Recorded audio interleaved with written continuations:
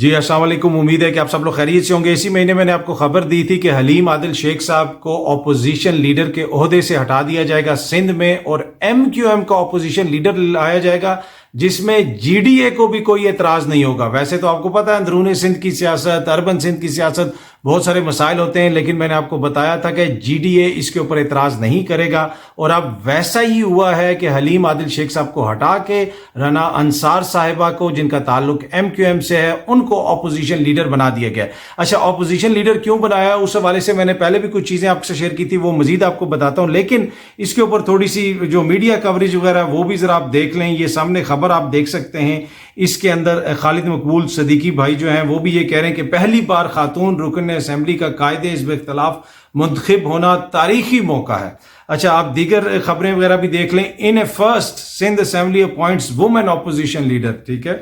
M Q M Rana Ansar becomes first woman opposition leader in Sindh assembly, مگر مختلف جگہوں پہ اس طرح کی خبریں لگی ہوئی ہیں۔ اچھا، اب یہ بنایا کس طرح گیا ہے، کس طریقے سے حلیم عادل شیخ کو ہٹایا گیا ہے، کیوں ہٹایا گیا، جو اصل بحث ہے اس کی طرف تو کوئی جا ہی نہیں رہا۔ ویسے تو ہمیں بڑی خوشی ہوئی ہے اگر خاتون اپوزیشن لیڈر بنی ہے، خاتون وزیر اعلیٰ بھی بنے، اور ہماری امید ہے کہ انشاءاللہ جو ہے وہ سندھ پہلا وہ صوبہ ہو جہاں پہ پہلی خاتون جو ہے وہ وزیر اعلیٰ بنے۔ ہمیں تو خوشی ہوگی جدھر بھی بنے، لیکن یہاں پہ مسئلہ خاتون کا یا مرد کا نہیں، یہاں پہ مسئلہ یہ کہ کس طریقے سے حلیم عادل شیخ صاحب کو ہٹایا گیا، کچھ پی ٹی آئی کے لوگوں کو بھی ساتھ ملایا گیا، اور پھر اس کا مقصد کیا ہے، کیا اس کا مقصد جو ہے وہ جمہوری روایات کو مضبوط کرنا ہے، خواتین کو امپاور کرنا ہے، خواتین کو پولیٹکس کے اندر سامنے لانے کے لیے ان کے لیے فیسلٹیز ان کو دینی ہے، انکریج کرنے کے لیے یہ سب کچھ کیا جا رہا ہے۔ ویسا تو ہمیں حکومتی رویہ لگتا نہیں ہے۔ آپ نے دیکھا ہوگا قومی اسمبلی کے اندر جو حکمراں اتحاد ہے وہاں پہ کس قسم کی باتیں کی گئی خواتین کے حوالے سے، جو کچھ ہوا حالیہ دنوں میں وہ آپ نے دیکھا ہوگا، اور اس سے پہلے بھی جو کچھ ہوتا رہتا ہے اس کی بھی ایک لمبی تاریخ ہے۔ لیکن اینی وے، لانے کا مقصد یہ ہے کہ سندھ حکومت یہ نہیں چاہتی، زرداری صاحب یہ نہیں چاہتے کہ جو کیئر ٹیکر سی ایم ہے، یہ میں نے آپ کو اس وقت بھی خبر دی تھی اور کہا تھا کہ جو کیئر ٹیکر سی ایم ہے اس کو یہ اتفاق سے لانا چاہتے ہیں۔ تو بہت سارے لوگوں نے کہا تھا جی حلیم عادل شیخ سے اتفاق نہیں ہوگا تو معاملات چلا جائے گا، جی الیکشن کمیشن وہاں سے وہ اپنی مرضی کا اپوائنٹ کر لیں گے۔ نہیں، پھر گیم زرداری صاحب کے ہاتھ میں نہیں رہنی تھی، پھر گیم پیپلز پارٹی کے ہاتھ میں نہیں رہنی تھی، پھر تو الیکشن کمیشن نے اپنی منشا کے مطابق فیصلہ کرنا تھا۔ ان پٹ تو انہوں نے سب سے لے لینی تھی، لیکن فیصلہ انہوں نے اپنا کرنا تھا۔ تو اس چیز کو روکنے کے لیے زرداری صاحب کی خواہش تھی کہ یہاں پہ ایسا اپوزیشن لیڈر ہو جس سے مل کے ہم ایسے نام دیں جن میں سے ایک نام کے اوپر اتفاق ہو جائے۔ جو بھی نام ہوگا، 3 نام ادھر سے آئیں یا 3 نام ادھر سے آئیں، وہ سارے نام ایسے قابل قبول ہوں گے کہ جس میں سے کسی ایک پہ اتفاق ہو جائے گا، اور الیکشن کمیشن جو ہے وہ نہیں اپوائنٹ کرے گا وزیر اعلیٰ۔ تو چیزیں کو وہ اپنے ہاتھ میں رکھنا چاہتے تھے، اور اس وجہ سے جناب انہوں نے یہ گیم جو ہے وہ ساری جو وہاں پہ ہوئی، ایک طرح سے سیاسی چال جو چلی گئی ہے، اس کی بنیادی وجہ یہ ہے۔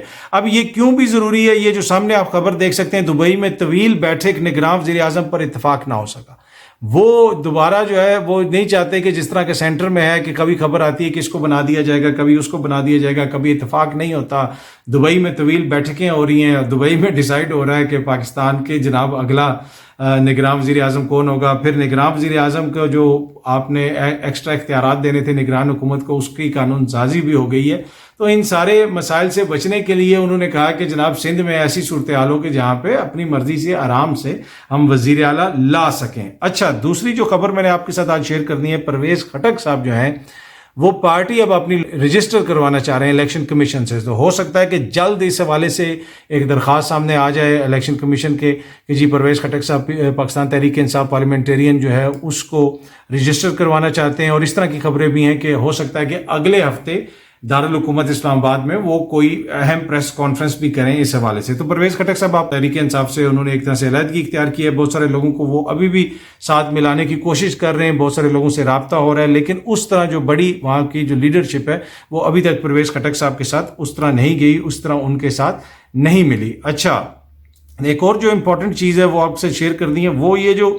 اس وقت صورتحال ہے ساری، یہی جو کیئر ٹیکر والا صورتحال ہے، اس کے اوپر اعتزاز احسن صاحب نے بھی کہا کہ جو کیئر ٹیکر سیٹ اپ ہے وہ اس طرح آئے گا کہ وہ طول بھی پکڑ سکتا ہے، اور انہوں نے اس حوالے سے میڈیا سے بات بھی کی۔ تو وہ جو ہماری پہلی خبر ہے جو سندھ کے اندر ہوا اس کے تناظر میں آپ یہ ساری چیزوں کو دیکھیں یا پھر ان ساری چیزوں کے تناظر میں اس کو دیکھیں تو پھر آپ کو سمجھنے میں آسانی ہوگی کہ کیوں امپورٹنٹ ہے کہ اپنا اپوزیشن لیڈر ہو اور اپنی مرضی سے وہاں پہ کیئر ٹیکر سیٹ اپ لایا جائے، اپنی مرضی سے وہاں پہ وزراء کو اپوائنٹ کیا جائے، جس طریقے سے خیبر پختونخوا کے اندر کھل کے کہا جاتا ہے ٹی وی پروگرامز کے اندر کہ جی اتنے ہمارے ہیں تو اتنے ان کے ہیں تو اتنے ان کے ہیں، تو اسی قسم کی کوئی صورتحال ہو وہاں پہ بھی سندھ کے اندر. تو یہ بڑا امپورٹنٹ تھا کہ وہاں پہ کسی قسم کی ڈیڈ لاک سے بچنے کے لیے، ڈیڈ لاک سے بچنے سے مراد یہ ہے کہ حلیم عادل شیخ نے تو اپنے بندے دینے تھے، انہوں نے اپنے بندے دینے تھے، اس پہ اتفاق تو نہیں ہونا تھا، ڈیڈ لاک ہی ہونا تھا. تو اس کا توڑ یہ نکالا گیا کہ جناب کیا کرنا ہے، کرنا یہ ہے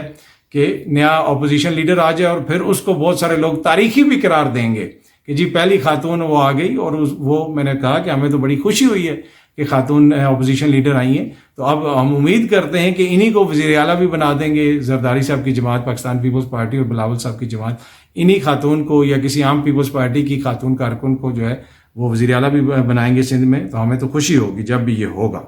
اچھا، یہ جو سامنے خبر آپ دیکھ رہے ہیں کہ another hike awaits electricity consumers in August bills، جو اگست میں آپ لوگوں کے بل آئیں گے، ہمارے جو بل آئیں گے، اس میں جناب وہ یہ کہا جا رہا ہے کہ مزید جو ہے وہ مہنگے ہوں گے، اس لیے کہ جو بجلی کی قیمتوں میں اضافہ وغیرہ ہوا ہے وہ اگست کے بلوں میں ایڈجسٹ ہوگا اور اس سے آپ کی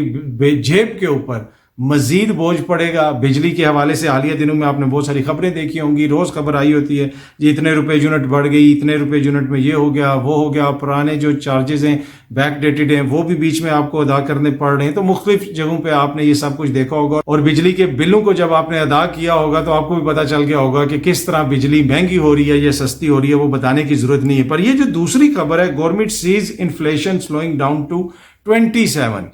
ٹھیک ہے، جب 12 13 14 15% پہ تھی انفلیشن مہنگائی،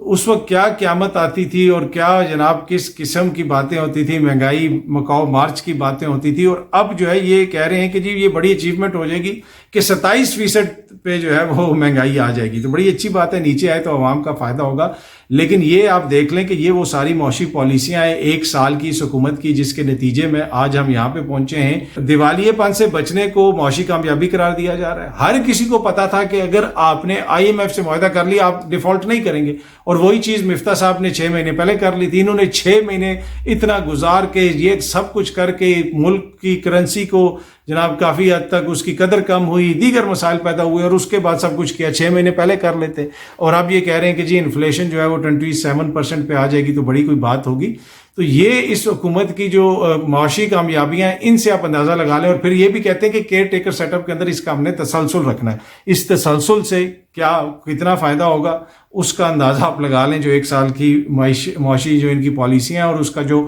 رزلٹ ہے معاشی میدان میں وہ بھی ہمارے سامنے ہے. اچھا، آخر میں جو میں نے آپ کے ساتھ چیز شیئر کرنی ہے وہ بڑی امپورٹنٹ ہے. آج 75واں یوم شہادت ہے کیپٹن محمد سرور شہید صاحب کا. کیپٹن محمد سرور شہید جو ہیں وہ پاکستان کے پہلے نشان حیدر تھے اور کشمیر کے محاذ پہ انہوں نے بڑی بہادری سے پاکستان کے لیے، اس ملک کے لیے، اس مٹی کے لیے لڑتے ہوئے جام شہادت نوش کیا تھا. تو یہ بڑا امپورٹنٹ ہے کہ ہم ان لوگوں کو یاد رکھیں جنہوں نے آپ کے لیے، میرے لیے، اس مٹی کے لیے قربانیاں دی، ہماری آزادیوں کے لیے قربانیاں دیں، اس مٹی کو اپنے خون سے جو ہے ایک طرح سے تر کیا تاکہ یہ مٹی زرخیز رہے. تو جہاں پہ ہم کرٹیسزم کرتے ہیں اسٹیبلشمنٹ پہ ادھر ادھر، وہاں پہ ہمیں یہ چیز بھی دھیان رکھنی چاہیے کہ کہیں کوئی ہم ایسی بات تو نہیں کرتے جس سے ہمارے شہداء، ہمارے ان کی فیملیز، ہمارے غازی ان کی فیملیز، کوئی ان کی دل آزاری تو نہیں ہوتی. دیکھیں ایک جو شہید کی بیوی ہے جو جوانی میں بیچاری بیوہ ہو گئی، اس کے پاس اور کچھ نہیں ہے، کل اثاثہ وہ ایک تصویر ہے، ان کے بچوں کے پاس کل اثاثہ وہ خون آلود وردی ہے جو شہید باپ کی ان کے پاس ہے، چاہے وہ پولیس والے ہوں ہمارے، چاہے وہ ہمارے فوج والے ہوں، لیویز والے ہوں، رینجرز والے ہوں. آئے روز اس طرح کے واقعات ہوتے ہیں، ہر جگہ پہ ہوتے ہیں. تو ہمیں سب کچھ کرنا چاہیے، جہاں پہ کوئی ایسی چیز ہے اس پہ کرٹیسزم بھی کرنا چاہیے، لیکن اس سارے عمل کے دوران یہ بھی دیکھنا چاہیے کہ کوئی ہم ایسی بات تو نہیں کر رہے کہ جس سے پاکستان کو نقصان ہو رہا ہے. پاکستان ہوگا تو ہم سب ہوں گے. بڑا امپورٹنٹ ہے اس ملک کے لیے، ہم نے بڑی قربانیاں دی ہیں، ہمارے بزرگوں نے بڑی قربانیاں دی ہیں، ابھی بھی لوگ قربانیاں دے رہے ہیں. تو ہم سب کو یہ چیز جو ہے ملحوظ خاطر رکھنی پڑے گی. بہت جلدی آپ سے دوبارہ ملاقات ہوگی. Thank you so much.